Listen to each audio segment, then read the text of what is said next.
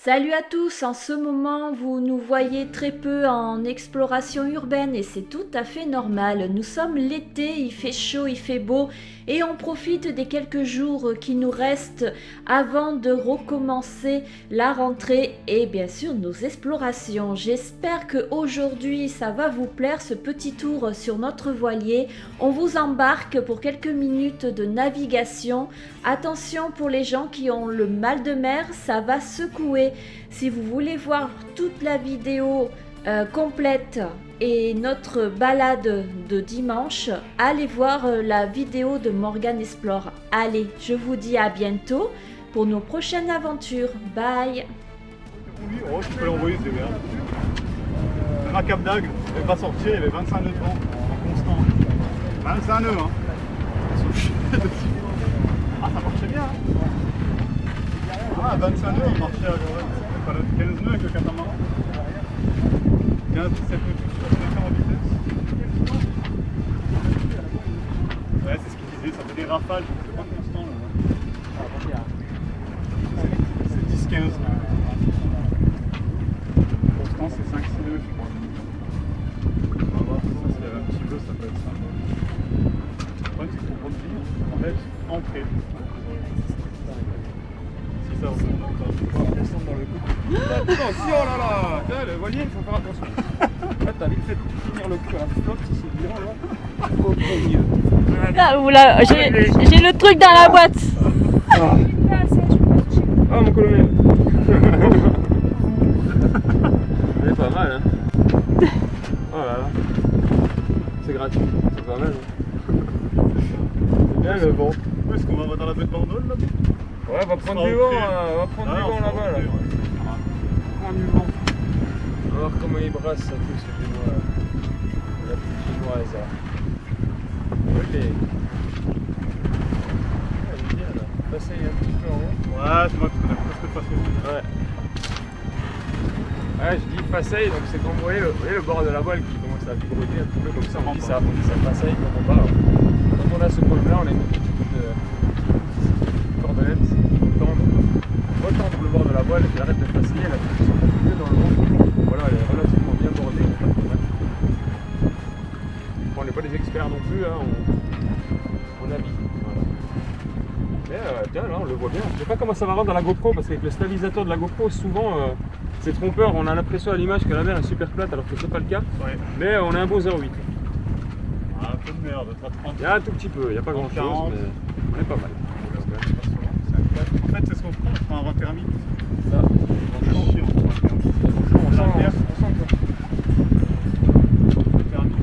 pas bon parce que du coup ta voile à tout moment tu dégoûtes. Ah c'est ça. Là, je vais la terre. Juste en face, c'est ce qui est là-bas. La Coulière, du bord de la Coulière. Petit four, grande baie, grande histoire.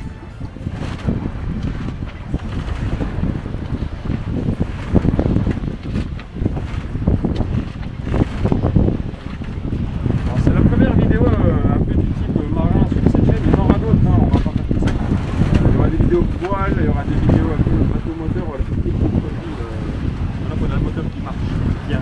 C'est vrai qu'on a eu 3 ans de galère avec ce moteur. Et ça fait le turbo, l'alternate, les échanges, le démarre, la pompe. En fait, tout est passé là. Tout est passé. On avait un peu tout résolu. On a fait 10 heures de moteur en 3 jours pour faire tout le tour des Calanques, de Cassis, Marseille, tout ça. On a allé jusqu'au phare du Planier. Et depuis, on a une petite fuite joint speed de l'île de Requin. C'est pas dramatique, c'est un joint à 20 balles à changer, mais voilà. Encore falloir mettre les mains dans la merde. De toute façon, un bateau, c'est un jour un problème. Si t'es pas prêt à faire face à ça, hein, n'achetez jamais de bateau. Hein, n'en louez même pas d'ailleurs, parce que vous allez être emmerde. Un jour un problème, c'est comme ça. C'est 80% d'emmerde, 20% de plaisir. Là, on va espérer être dans les 20% de plaisir aujourd'hui. Oui. Parce que les emmerdes, autant lui que moi, on en a assez eu. Le problème que Jimmy a éclaté à sa fond. En fait, il a acheté le bateau d'occasion, le bateau qui était soi-disant bien, mais en fait, il y avait tout à refaire dessus. Déjà tout le gréement dormant, donc c'est tous les cordages qui sont à l'intérieur des mâts, tout ce qui est caché pour hisser les voiles, monter, descendre, tout ça, ça a été changé. Il y a un mec qui a dû aller monter tout là-haut au mât, voir les bidouilles et des conneries. Voilà, il y a pas mal de travaux qui ont été faits. Il a dû malheureusement changer la ligne d'arbre complète. Donc la ligne d'arbre, c'est ce qui part du moteur qui va à l'hélice. C'est un axe pour faire tourner l'hélice. Tout était complètement foutu. L'hélice, elle était pliée en deux, elle était montée à l'envers. On ne comprenait pas pourquoi. Il allait plus vite en marche arrière qu'en marche avant. Le bateau, ça n'avait aucun sens. Pour vous dire que ce paquebot, on l'a ramené du Lavandou. Parce qu'il l'a acheté au Lavandou. On devait le ramener ici sur les Ambiers. Et on a failli couler. On aurait dû couler. Voilà. On aurait dû couler, on est revenu, la cale était pleine d'eau. On prenait des litres et des litres d'eau par le précipité du moteur. On avait prévu un bon vent, tout devait bien se passer. On devait rentrer en 3 heures de Lavandou. On a eu pétole. Pétole, c'est quand il n'y a rien. C'est quand même toi, quand tu souffles dans les voiles, il ne se passe rien, tu vois, c'est pétole. Résultat, on a fait 6 heures de moteur pour revenir du Lavandou. C'était une horreur. Et le moteur marchait pas, l'hélice était pliée, il était monté à l'envers et tout. On ne savait pas tout ça, tu vois. Il a découvert en sortant le bateau de l'eau et voilà. Et donc le safran a explosé, il a refait un safran restratifié, tout en fibre et tout. Un délire mystique, tu vois. Alors t'achètes un bateau, le mec il te dit c'est prêt à naviguer, 6 mois après t'as mis 10 000 balles dedans. Tu vois les bateaux, achetez pas des bateaux. Mais voilà, tu vois finalement le pépère, maintenant il navigue très bien, il va bien. Et juste la grand voile qui est un peu chier parce qu'elle est fatiguée alors on la sort pas pour la simple raison que en fait on la rentre plus si on la sort parce qu'on a galéré la dernière fois, on a mis 3 heures à l'enrouler. En fait elle est en train de se découdre par endroits, du coup elle fait des plis et elle se bloque dans l'enrouleur. Elle est fatiguée quoi. Sachant que de toute façon elle est tellement usée que le vent passe à travers, dans tous les cas elle a quasiment plus d'efficacité, donc même si on la sortirait on n'irait pas forcément plus vite. On peut éventuellement gagner un nœud. Alors un nœud, pour ceux qui ne savent pas, oui, je vous parle de 1000 de nœuds depuis tout à l'heure. C'est pas très compliqué. Nous on compte pas en km/h ni en kilomètres. Les distances sont en 1000. Un 1000 ça fait 1852 mètres, sauf erreur de ma part, mais il me semble que c'est ça. Et un nœud ça fait 1,852 km/h. Donc en fait quand on vous dit qu'on est à 2 nœuds par exemple, on est presque à 4 km/h. 5 nœuds, on est à peu près à 8 km/h je dirais. Là on doit faire du 3 nœuds, donc on est à peu près à 5 km/h. Au vent, gratuitement, donc c'est pas dégueu. C'est gratuit quoi, tu vois, mine de rien on avance quand même.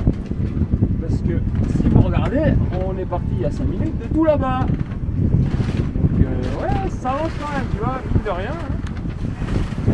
En mer, t'as pas besoin. Oh là là. En mer, t'as pas besoin d'aller vite pour aller loin.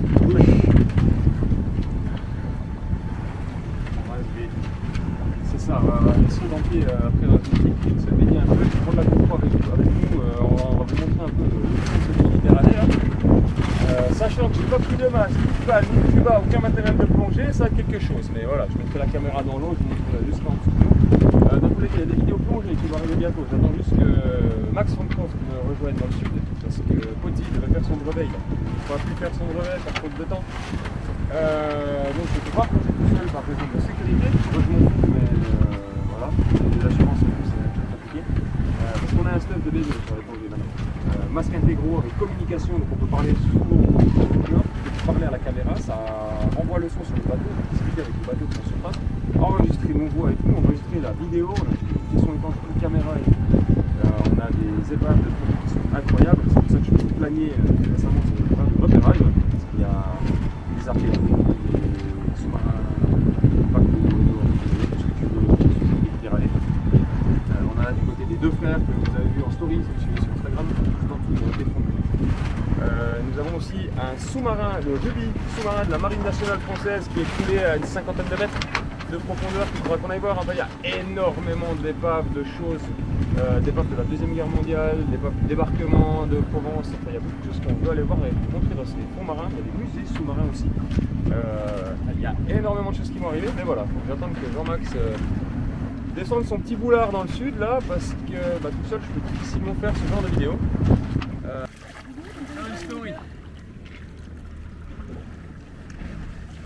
On a perdu la vitesse, on est à l'abri de l'île de Bandor là, on est à 2 nœuds.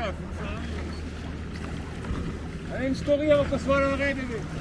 Ça va, t'es à 2 nœuds, on reprend la vitesse. Un petit plus pour vous dire, surtout ne loupez pas à la rentrée, de nouvelles aventures arrivent sur notre chaîne. Nous allons recommencer donc les explorations urbaines et les enquêtes paranormales. Nous allons encore vous montrer d'autres lieux et j'espère qu'en tout cas vous serez fidèles et que ça va vous plaire. On vous dit à la rentrée et à bientôt. Bye.